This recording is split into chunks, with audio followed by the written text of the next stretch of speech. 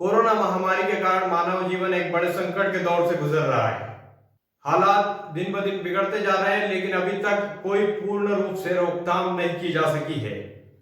हालातों को देखते हुए कामकाजों के तौर तरीकों में कई बदलाव किए गए हैं।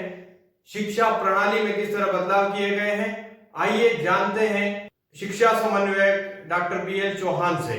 सर, कोविड-19 के अंतर्गत अभी जो शिक्षा पद्धति में कुछ बदलाव हुए हैं, अध्यापन के नए तौर तरीके आए हैं, उसको लेकर क्या कहेंगे सर? कोविड-19 के अंतर्गत अभी शिक्षा नीति में काफ़ी बदलाव हुए हैं।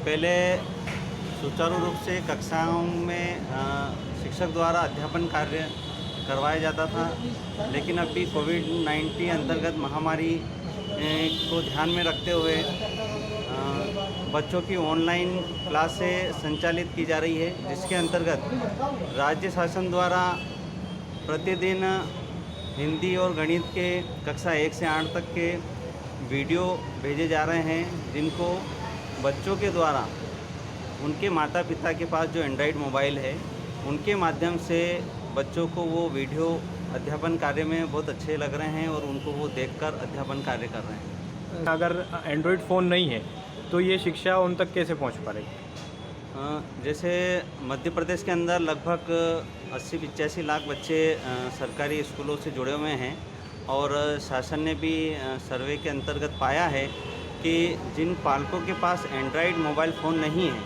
वहाँ हमारे शिक्षक उन गाँव तक पहुँचते हैं और संबंधित बच्चे द्वारा जो दक्षता के संबंधित जो कार्य किया जा रहा है, शैक्षणिक कार्य, उसको भली भांति चेक करते हैं और उनको अध्यापन कार्य में भी पूरा सहयोग करते हैं कि आपको एक दिन हिंदी की नकल करना है और उसी दिन अंग्रेजी की नकल करना, उसको वो चेक करते हैं। साथ ही उनकी जो दक्षताएं हैं उनको भी वो पूर्ण करवाने का पूरा प्रयास करते हैं। स्कूल्स हैं, कब तक ओपन होंगे? शिक्षा नीति के अंदर कोविड-19 के अंतर्गत स्कूल ओपन के लिए तो जब तक मेडिकल बुलेटिन जारी नहीं होती है कि इस महामारी की रोकथाम हो गई है या वैक्सीन जारी हो गई है और मध्य प्रदेश शासन निर्देशित नहीं करे, तब तक तो सरकारी स्कूल नहीं खुलेंगे और इसके विपरीत भी हमारा अध्यापन कार्य सुचारू रूप से चालू है। तो ये या फिर इसके लिए स्पेशल कोई ट्रेनिंग की व्यवस्था की गई है ऑनलाइन शिक्षा? ने BSc एवं CSc की ऑनलाइन प्रशिक्षण आयोजित किया गया है। इसमें ट्रेनिंग दी जा रही है और तत्पश्चात प्रत्येक सप्ताह के अंदर प्रतिदिन ब्लॉक वाइज जन शिक्षा केंद्रों पर भी जन शिक्षकों द्वारा डायरेक्ट हम ट्रेनिंग भी इसके अंदर जूम के माध्यम से भी आयोजित कर रहे हैं। कुछ शिक्षक ऐसे थे जिनके पास एंड्रॉयड फ़ोन उपलब्ध नहीं थे, ऐसे में किस तरीके से शिक्षा व्यवस्था पर वो काम कर रहे हैं ऑनलाइन?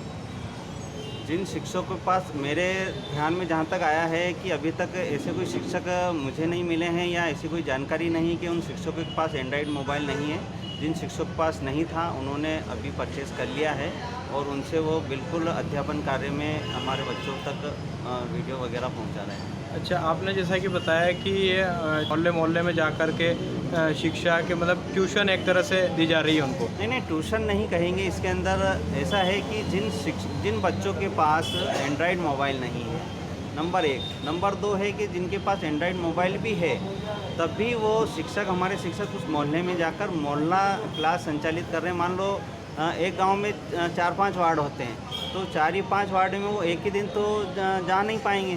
तत्पश्चात वो क्या करते हैं कि एक ही मोहल्ले में जो 4-5 बच्चे हैं, उन बच्चों को एक जगह इकट्ठा कर कोविड के अंतर्गत, इस महामारी अंतर्गत दूर दूर बिठाकर मास्क सैनिटाइज़र का उपयोग करते हुए उनसे जो अध्यापन कार्य करवाया जा रहा है वो भली भांति वो वहाँ पर चेक करते हैं, बैठते हैं। उनकी फेर कापियाँ, उनके पाठ्य पुस्तक, क्या क्या उन्होंने पढ़ा है और उन्होंने क्या होमवर्क दिया है, वो इत्यादि चेक कर उनको अगला अध्यापन कार्य के लिए गृह कार्य वगैरह देकर फिर दूसरे दिन वो दूसरे मोहल्ले में जाते हैं। अच्छा, निःशुल्क जो पुस्तक की व्यवस्था है जी, वो कैसे पहुंची है उन तक, बच्चों तक?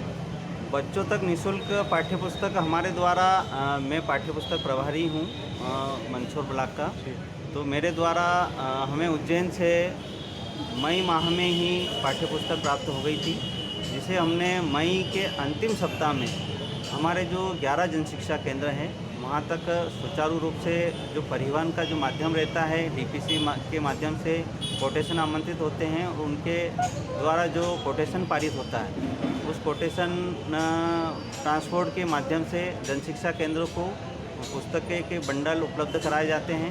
तत्पश्चात जनशिक्षा केंद्र से उनके अंतर्गत जो विद्यालय आ रहे हैं वो संस्था प्रधान वहाँ से पुस्तकें प्राप्त कर विद्यालय लेकर जाते हैं और विद्यालय में प्रत्येक बच्चे का शेड बनाकर उनको मोहल्ले में शिक्षक जो 3-4 शिक्षक रहते हैं वो घर घर जाकर उनको वितरण करते हैं। हमारे इस YouTube चैनल को सब्सक्राइब करें, लाइक करें, कमेंट करें और ज़्यादा से ज़्यादा शेयर करें ताकि आने वाली तमाम अपडेट से आप जुड़े रह सकें।